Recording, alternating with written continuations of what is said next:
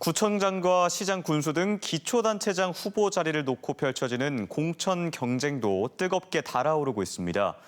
여야 모두 최근 공천 신청을 마감한 결과 민주당은 현역 단체장 위주로 대진표가 짜여졌고 국민의힘은 대선 승리 분위기를 이어가려는 모습입니다. 김윤미 기자의 보도입니다. 대전의 5개 구청장 후보 공천을 놓고 더불어민주당은 15명이 나서 평균 3대1, 국민의힘도 16명으로 경쟁률은 비슷합니다.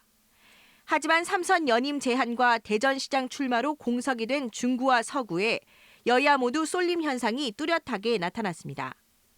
박용갑 현 중구청장이 떠나는 자리를 지키기 위해 민주당에서는 5개 구청장 가운데 가장 많은 6명이 후보로 나섰고 국민의힘도 이를 탈환하겠다며 4명이 도전했습니다. 서구청장 공천을 놓고도 수성을 원하는 민주당에서 의회나 행정 경험을 갖춘 후보 5명이 경쟁에 뛰어들었고 국민의힘도 비슷한 경력의 4명이 출마했습니다.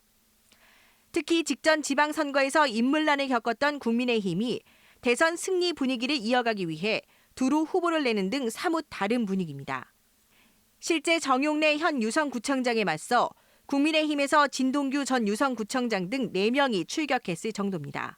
더 많은 인재풀에서 더 좋은 사람들을 뽑을 수 있는 좋은 기회고 적어도 3분의 2 정도는 우리가 반드시 이겨야 된다는 각오로.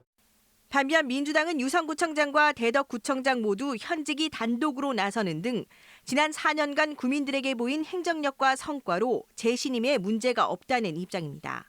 경쟁력을 갖추고 있고 현역 프리미엄도 보태면 승산이 있다고 보고 이길 수 있는 경쟁력 갖춘 후보를 우리가 잘 공천하면 그 두 군데에서도 승리할 수 있다.